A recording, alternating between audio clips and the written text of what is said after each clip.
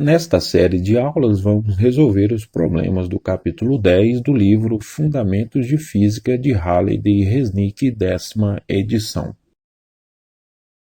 Problema 73.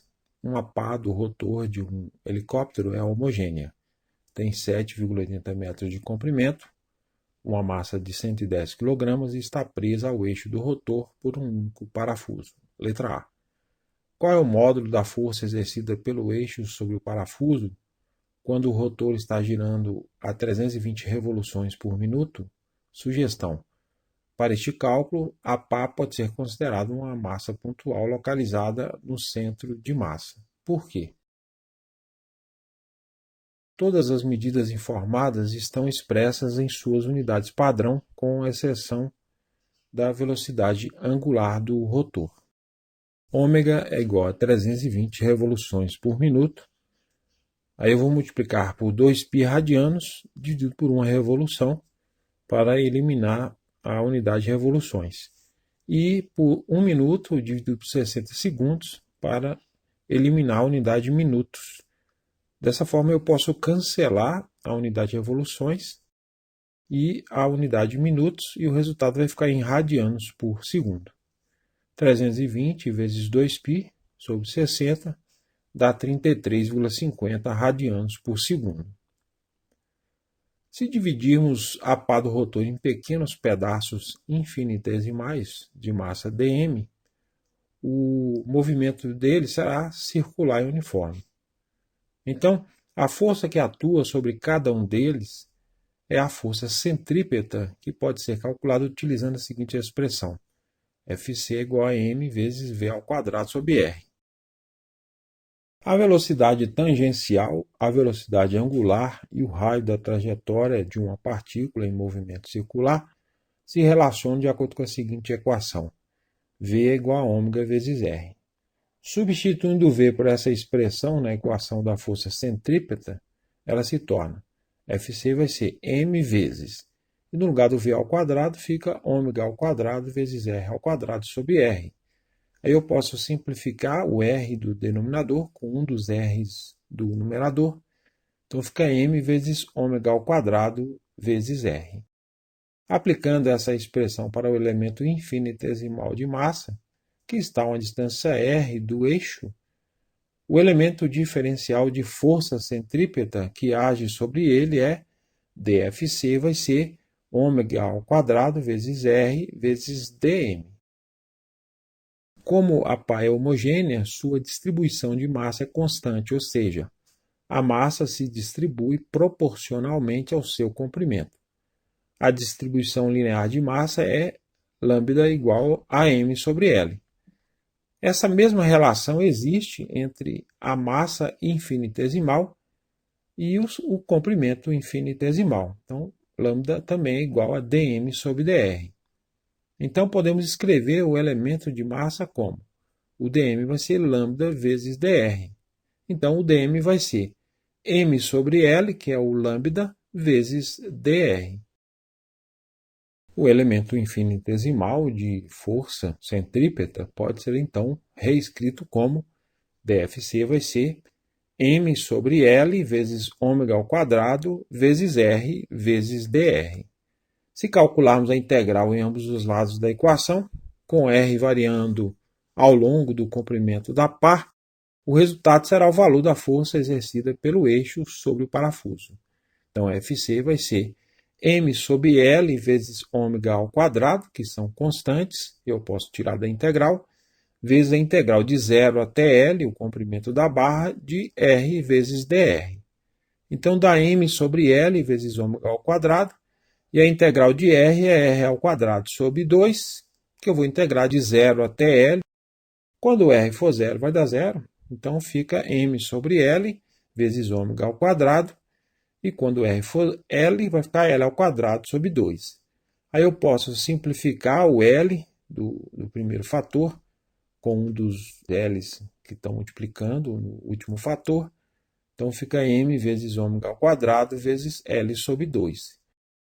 Comparando essa expressão com a expressão para a força centrípeta de uma partícula em movimento circular, percebemos que ela é equivalente a uma partícula cuja massa é igual à massa da pá e que está a uma distância L/2 do eixo, exatamente o centro de massa da pá. Por isso, poderíamos considerar a pá como uma massa pontual localizada no seu centro de massa.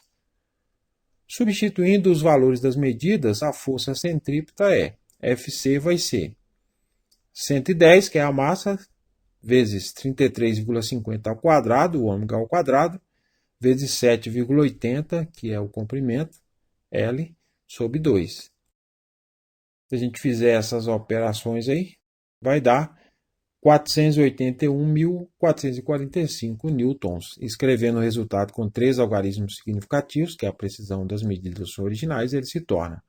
O Fc vai ser 4,81 vezes 10 elevado a 5 newtons. Letra B. Calcule o módulo do torque que deve ser aplicado ao rotor para que atinja a velocidade angular do item anterior a partir do repouso em 6,70 segundos. Ignore a resistência do ar.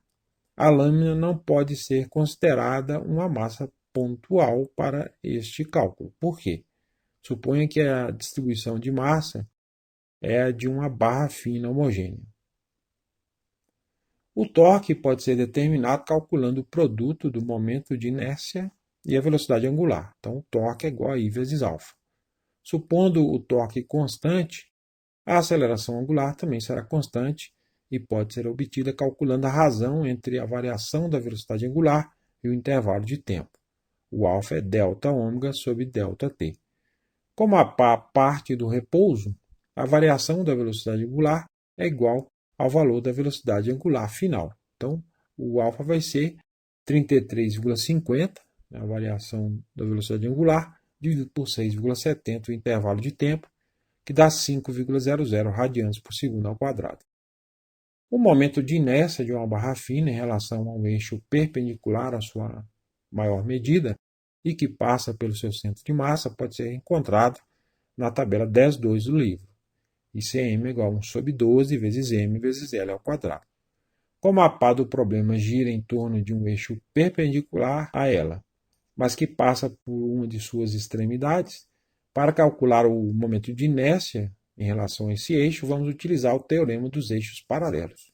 O I vai ser o ICM mais m vezes h ao quadrado. Este h é a distância entre os dois eixos. Observe que o novo eixo está a uma distância L sobre 2 do eixo que passa pelo centro de massa. Então, o I vai ser 1 sobre 12 vezes m vezes L ao quadrado, momento de inércia em relação ao eixo que passa pelo centro de massa, mais m vezes L sobre 2 ao quadrado. L sobre 2 é a distância entre os eixos. Então, dá 1 sobre 12 vezes m vezes L ao quadrado. E elevando ao quadrado aí, dá mais 1/4 vezes m vezes L ao quadrado.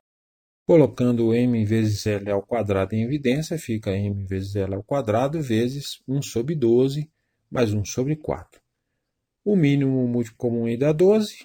12 dividido por 12 dá 1, vezes 1 dá 1. Mais 12 dividido por 4 dá 3, vezes 1 dá 3, mais 3.